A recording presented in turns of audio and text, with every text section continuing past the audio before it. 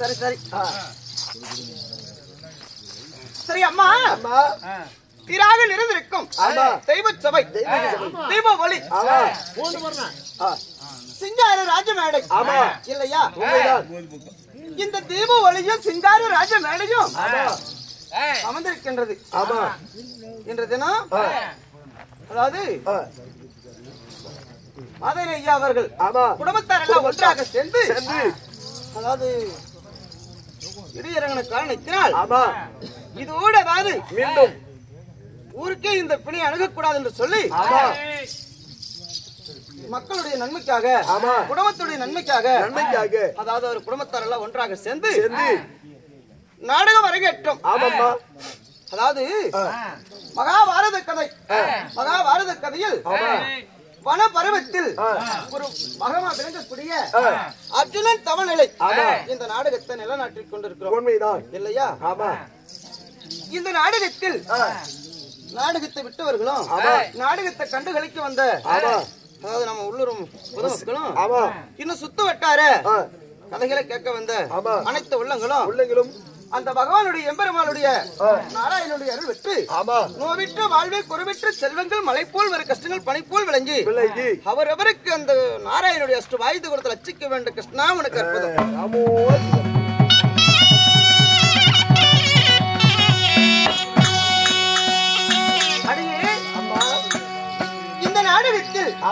யாருடைய பேர் என்னம்மா? என்னுடைய பெயர் என்ன? நான் யாராக வந்திருக்கிறேன்? நான் எந்த நாட்டுக்கு சேர்ந்தவன்? ஒவ்வொன்னா சொல்றேன். போலாமா? நான் ரெடி. எங்க பொட்டி மாத்தால் சரி பின்னால வந்து சொல்லிட்டு இருக்கிறாங்க மாதிரி ஏன் இன்னைக்கு தமாசு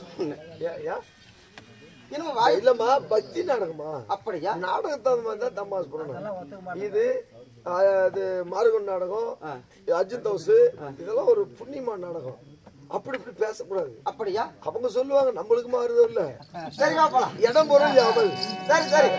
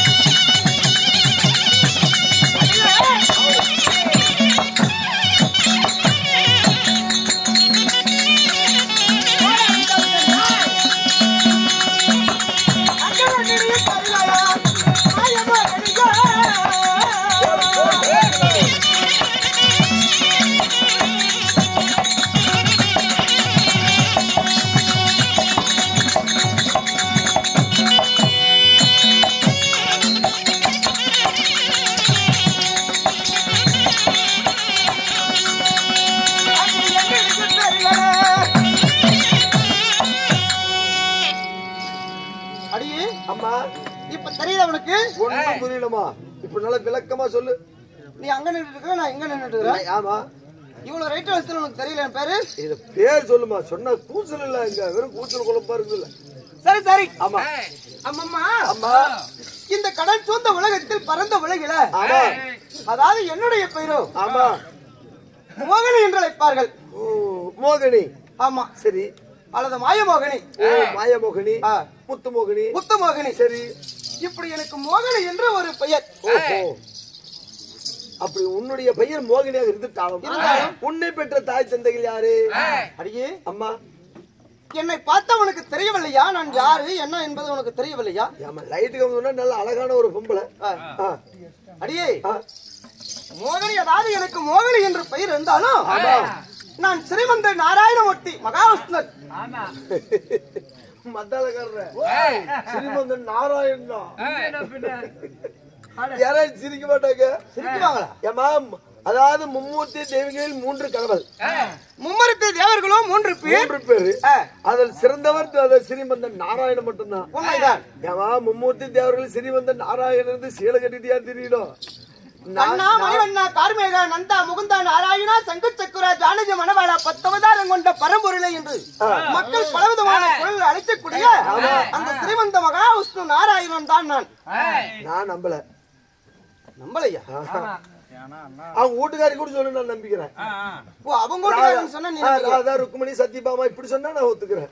ஆனா ஸ்ரீமந்தன் ஏன் சரி நீயும் பிடிவாதமா சொல்ற? நான் ஸ்ரீமந்தன் நாராயண் தான். ஏன் எதுக்காக ஸ்ரீமந்தன் நாராயண் இப்படி பெண்ணாக இருக்கு? ஆனா இருக்கக்கூடியவர் ஏன் பெண் அவதாரம் கொள்ள வேண்டும்? எடுக்கணும். ஆமாம்மா, என் பெயர் அதாவது இப்பொழுது மாயமோகினி. நான் பிறவையில் ஸ்ரீமந்த நாராயணமூர்த்தி ஆண் குழந்தை. இருந்தாலும் என் தாய் தந்தைகள் யார்? நான் யாருக்கு மகளாக பிறந்தேன்? அம்மம்மா,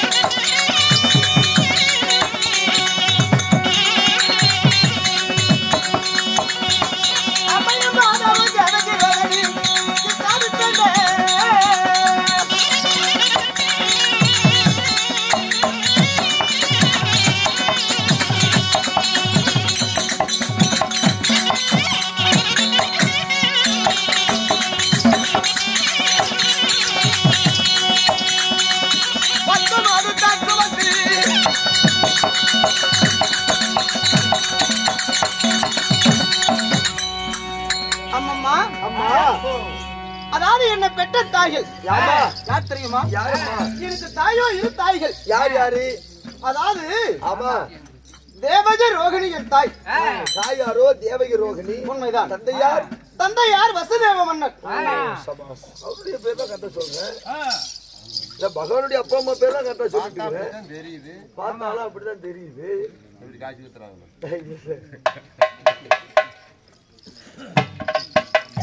தாய் தேவகி ரோகிணி, தந்தை வசுதேவ மன்னர். வசுதேவ மன்னருக்கும் தேவகி ரோகிணிக்கும், அதாவது முன்னையும் நான் சொன்னேன் அல்லவா, அதாவது 2 ஆண் குழந்தை ஒரு பெண் குழந்தை. ஆமாமா இல்லையா? இப்படி பிறந்து ஆண் குழந்தையாக இருக்க வேண்டும். அதாவது எல்லோரும் கும்பிடும் கடவுள் கடவுளாக இருக்க வேண்டும். ஏன் நீ பெண்ணாக மாறின காரணம் என்னம்மா? அம்மா, நான் என்ன நம்பிய மக்களுக்கு அதாவது கஷ்டங்கள் என்று வந்து விட்டால் அதாவது நிச்சயம் நான் ஆதரிக்க வேண்டும். அதனால் எந்த உருவம் வேணாலும் நான் எப்படி வேணாலும் உருவத்தை எடுத்துக்கொள்வேன். அதுதான் எனக்கு அதாவது 108 அவதாரம் என்று சொல்கிறார் அல்லவா, இந்த அவதாரத்துல நான் எப்படி வேணாலும் அவதாரம் எடுத்துக்குவேன். ஆனா நான் இன்று மட்டும் இந்த மோகினி வேடம் இல்லை. நான் எப்பொழுது எனக்கு தேவைப்படுகின்றதோ அப்பொழுதெல்லாம் இந்த பெண் வேடம் நான் எடுத்துக்கொள்வேன். ஆமா. யாருக்காக எடுத்த? இதற்கு முன்பு இப்ப எடுத்த மோகினி அவதாரம் பிறகு சொல்கிறேன். இதற்கு முன்பு அதாவது நான் இன்னொரு முறை மோகினி அவதாரம் கொண்டேன். எதற்காக எடுக்கணும்? ஒரு நாள் தினத்தில பம்பகாபுரி தேசத்தை ஆண்டு வரக்கூடிய பத்மாசுரன் என்ற ஒரு கொடிய அரக்கன். சரி. அவன் என்ன செய்தான்? மும்மூர்த்தி தேவர்கள் 3 பேர். அதாவது படைக்க பிரம்மா, படியலக்க சிவபெருமான், காற்பதற்கு மகாவிஷ்ணு. இந்த 3 கடவுள்ல சிவனை கோரி தவம் இருந்தான் பத்மாசுரன். பத்மாசுரன் சிவனை கோரி தவம் இருக்கின்ற பொழுது அவனுடைய தவத்துக்கு மெச்சு மனம் இலங்கி அதாவது பத்மாசுரனுக்கு சிவபெருமான் காட்சியளித்தார். காட்சியளித்தார். அப்பொழுது அவன் கேட்டான், சுவாமி, உன்னை பார்ப்பதற்கு நான் பல ஆண்டு காலங்கள் தவம் இருந்தேன். ஆனா இன்னைக்கு எனக்கு தரிசனம் கொடுத்திருக்கிற எனக்கு வரம் கொடுக்க வேண்டும். அதாவது நான் கேட்கிற வரத்தை நீ கொடுக்க வேண்டும். அப்படி என்று பத்மாசுரன் கேட்க, சரி என்ன வர வேண்டும் கேள், நான் தருகிறேன் என்று சிவபெருமான் சொன்னார். நான் பரம ஏழை. நான் பரம ஏழை. எனக்கு நீ வரம் கொடுக்க வேண்டும் என்றால் எவன் ஒருவன் தலைமையில நான் கை வைக்கிறனோ அவன் தலை பத்தி எரிய வேண்டும், அவன் பஸ்மமாக வேண்டும். அப்பேறுபட்ட வரத்தை எனக்கு கொடு. அப்படி என்று பத்மாசுரன் கேட்க சிவபெருமான் அவன் கேட்டபடியே பத்மாசுரனுக்கு வரமளித்து விட்டார் சிவபெருமான். ஆமா. சரி, வரத்தை பெற்றவன் சரி நான் வரத்தை பெற்று விட்டேன், நான் சென்று வருகிறேன் என்று சில தூரம் சென்றான். மீண்டும் அதாவது சிவனிடத்திலே வந்தான். சில தூரம் சென்று விட்டு மீண்டும் சிவபெருமானிடத்திலே வந்தான். சிவபெருமான் கொடுத்த வரம் பழிக்குமோ பழிக்காதோ? அங்க போய் பார்த்து பழிக்காத போச்சுன்னா வம்புதான். ஏன்னா சிவபெருமான் பார்க்கறது பல வருஷமாகி விட்டது. அது பழிக்குதா இல்லையோ பரிசோதிக்கணும். அப்படி என்று மீண்டும் சிவபெருமான் இடத்திலே வந்து சிவன் கேட்டார், வரம் கொடுத்தாச்சு, ஏன் வந்தபடி இந்த வரம் பழிக்குதோ இல்லையோ தெரியல, இங்க இருக்கிறது நீ நானும் உன் தலைமையில கைய வைக்கிறேன். அப்படி என்று ஓடி சிவபெருமான் தலைமையில கைய வைக்க வரணும். கடவுளா இருந்தாலும் நாம வரம் கொடுத்துட்டோம், நம்ம தலைமையில கை வச்சாலும் நம்ம பத்தி எரிஞ்சிருவோம். அப்படி என்று சிவபெருமான் அதாவது பத்மாசுரனுக்கு பயந்து ஐவேலாங்காட்டிலே ஓடுகிறார்.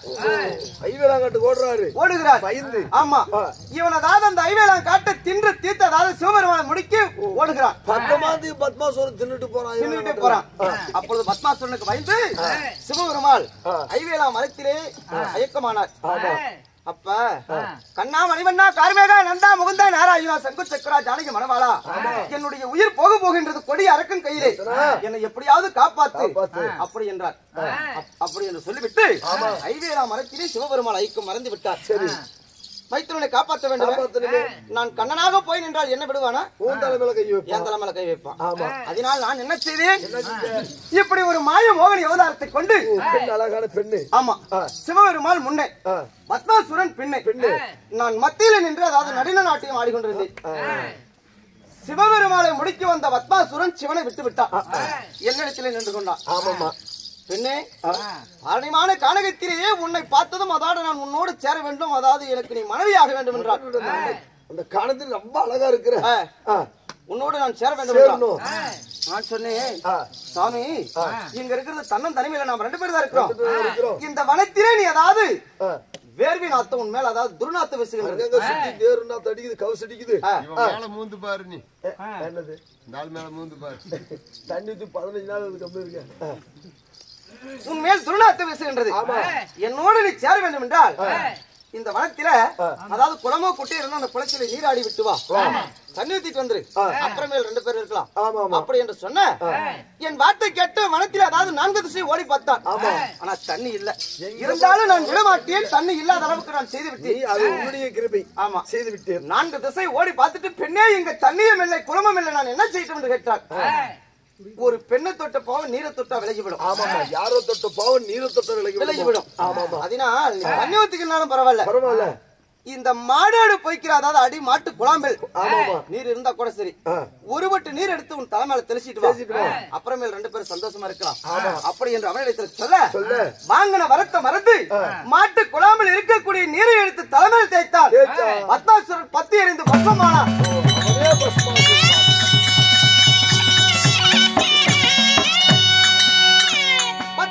தந்திரமாக அந்த இடத்திலே மடித்தேன், பஸ்மமாகி விட்டான்.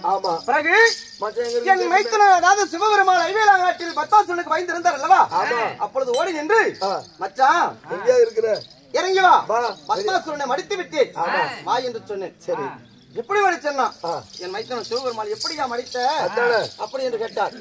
நான் ஒரு மோகினி பெண்ணா உருவத்தை கொண்டு அந்த சூரனை மடித்து விட்டேன், வா போகலாம் என்று கூப்பிட்டேன். மோகினி பெண்ணா? அதே மோகினி அதாவது என்னிடத்தில் எடுத்து காட்ட வேண்டும். எப்படி எடுத்த அப்படி என்று என் மைத்துனர் கேட்க என் மைத்துனருக்கு முன்பதாக நான் மோகினியாக நின்றேன். அப்பொழுது என் மைத்துனர் என்ன செய்தார்? என்ன செஞ்சாரு? உமா மகேஸ்வரி கைலாயத்தில் இருக்கிறார். ஆரணிமான வனத்துல 2 பேர் இருக்கிறோம். நீ பெண்ணுருவத்தில் இருக்க, நான் ஆணுருவத்தில் இருக்கிறேன். நீங்க நானும் சேர வேண்டும் என்கிறாரு. பாத்தியா, உன் உயிரை காப்பாத்தினே என்னோடு நீ சேர வேண்டும் என்கிறாயே, இது விபரீதம் நடந்துவிடும், வேண்டாம் விட்டுவிடு என்று சொன்னேன். இல்லை, நான் உன்னோடு சேர்ந்தே ஆக வேண்டும், என்னை நான் விடமாட்டேங்கிறார். சிவபெருமானுடைய வீரிய விந்தாகப்பட்டது பூமியில் விழுந்தால் இந்த பூமி தாங்காது என்று நான் என்ன செய்தேன் இந்த மோகினி அவதாரத்திலே. அப்பொழுது எந்த தெய்வத்துகளை நான் கலியுகத்திலே காவல் தெய்வமாக படைத்தேன் தெரியுமா?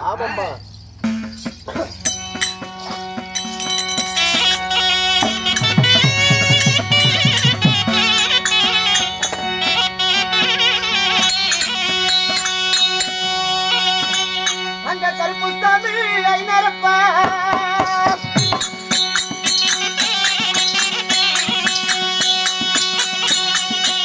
அந்த கருப்புசாமி ஐநரப்பா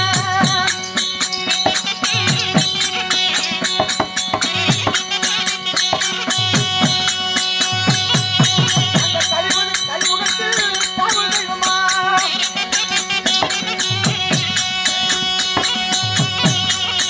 அந்த ஒட்டி கடுகடப்பா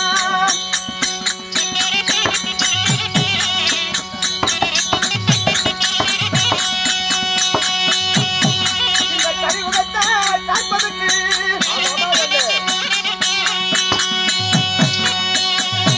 அந்த கடவுளாக நான் படித்தேன்.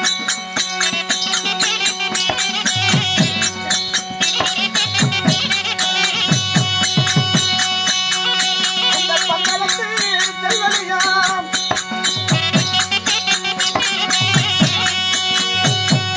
அந்த பாடல்ல மணிகண்டனே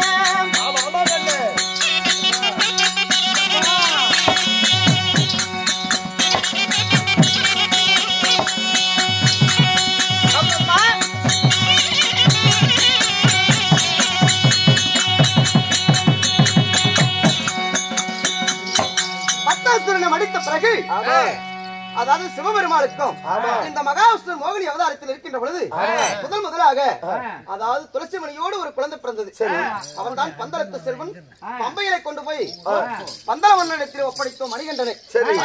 அதன் பிறகு அவனோடு பிறந்தவர்கள் கருப்புசாமி ஐனாரப்பன் ஒண்டி வீரன் கடகடப்பன் இப்படி சொல்லக்கூடிய தெய்வத்துங்களை மலையாள தேசத்தில் இருக்கக்கூடிய அந்த மணிகண்டனுக்கு துணையாக இருக்க வேண்டும் என்று சொல்லி கலிமுகத்த மக்களை காக்க வேண்டும் என்று காவல் தெய்வமாக அந்த மோகினி அவதாரத்திலே நான் படைத்தேன். அது அப்ப இன்றைய தினம் யாருக்காக மோகினி அவதாரத்தை கொண்டு யாரை காப்பதற்கு அம்மம்மா, அதாவது முன்பதாக சொன்னார் பாண்டவர்கள் பாவி துரியன் செய்த வஞ்சகத்தினால் நாட்டை விட்டு ஆரணிமான வனவாசம் வந்து விட்டோம். 12 வருஷ கானகம், ஓராண்டு 5வது வருடம் யார் கண்களுக்கு தெரியாம காலம் கழித்து வந்தால் பங்குள்ள பிரகாரம் பாதி நாடு தருகிறேன் என்று கட்டளையிட்டு கானகம் ஓட்டி வைத்து விட்டார். அதே பிரகாரம் 8 வனங்கள் முடிந்தது. 9வது ரோமரிஷி பகவானுடைய வனத்துக்கு போகின்ற பொழுது ரோமரிஷியுடைய வார்த்தை கேட்டு 3 12 36 ஆண்டு காலம் கழித்தாலும் துரியோதனன் உங்களுக்கு நாடு தரப்போறதில்லை. நாளைக்கு நாடு வேண்டும் என்றால் உங்க கையில ஆயுதம் வேண்டும் சண்டை செய்வதற்கு. அந்த ஆயுதம் இருந்தாதான் சண்டை செய்ய முடியும். ஐவரிலே ஒருவர் அதாவது சிவனை பார்த்து வரமாஞ்சி பாஸ்பதக்கணியை பெற்று வந்தாலும் இந்த நாட்டை பங்குள்ள பிரகாரம் பாதி வாங்கலாம், இல்லை என்றால் முடியாது அப்படி என்று ரோமரிஷி பகவான் சொல்ல அதன் பிறகு ஸ்ரீமந்த நாராயணமூர்த்தி என்னை கூப்பிட்டு கேட்டார். பாண்டவர்கள் 5 பேரும் அதாவது என் 2 கண்களை போல் ஒருவர் பிரித்து ஒருவர் சொன்ன பொல்லா போறோம், நீங்களே போங்க என்று சொன்னேன். தர்மர் பார்த்தார், நான் போகிறேன் என்று சொன்னார். தர்மர் தகுதி உள்ளவர், வரும் வழியில தானம் செய்து விட்டு வந்து விடுவார். பீமன் சண்டைக்கு சாப்பாட்டுகளாக்கி மகளும் சகாதேவன் அதாவது சிறிய வயது பார்க்க முடியாது அர்ஜுனனுக்கு ஒருத்தருக்கே பொருத்தம் என்று சொல்ல பாண்டவர்கள் எல்லாம் கைத்தட்டி சிரிச்சாங்க. அர்ஜுனனுக்கு கோபம் வந்து நான் மாண்டாலும் வாழ்வேன் மகேஸ்வருடைய பாதத்தில் செத்தாலும் சாவேன் சிவனுடைய பாதத்தில் போயிருக்கிறார். நான் எதற்காக இருக்கிறேன்?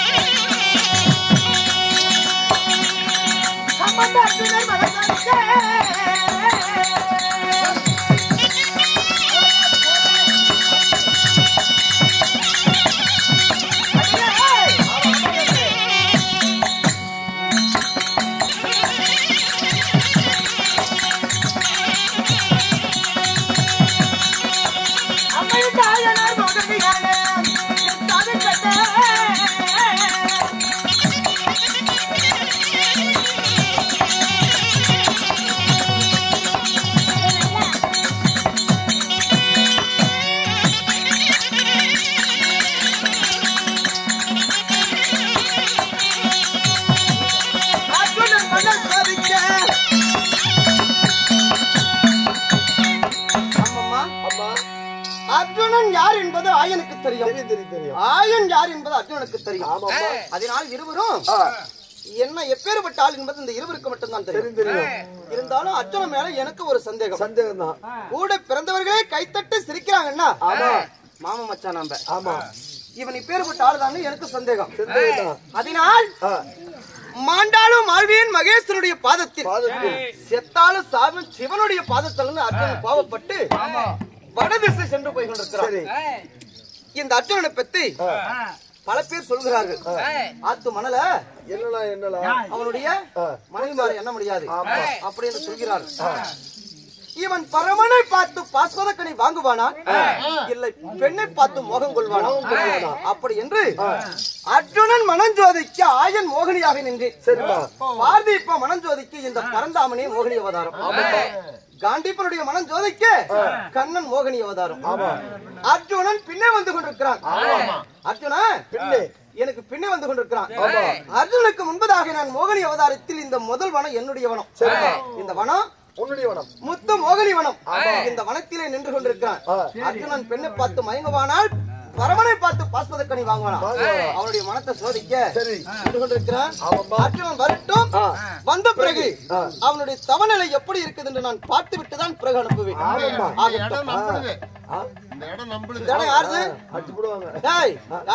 இன்னைக்கு வந்து நம்மளுதான் ஆமா சரியா சரி அர்ஜுனன் வரட்டும் நான் முதல்ல நவர்றேன் நவராத நிறைய மோட்டு நல்ல கல் இருக்குது கொலை தேய்ச்சி போகும் முதல்ல நடந்து போ வாயை வச்சுட்டு அசாது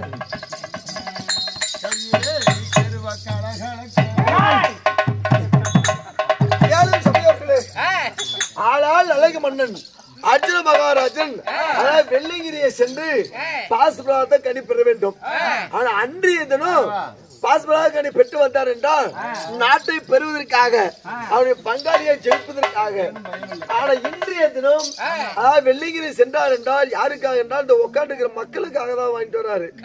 அதாவது நீங்க என்ன பண்றீங்கன்னா அர்ஜுனா நீங்க வாங்கிட்டு வந்து வர எங்களையும் வந்து கொஞ்சம் சேரணுமாப்பா அப்படி என்று உங்க கையில் இருக்கிற காணிக்கைகளை மையிலர்கள் செலுத்தி வழி அனுப்பி வைத்தால் உங்க குடும்பத்தில் இருக்கிற பிள்ளை சூழலி யாவல் காத்துக்கிருப்பு அதாவது அனைத்துமே நீங்கி விடும். அதன் வழி அனுப்பும் பொழுது காணிக்கைகளை செலுத்தி அனுப்பி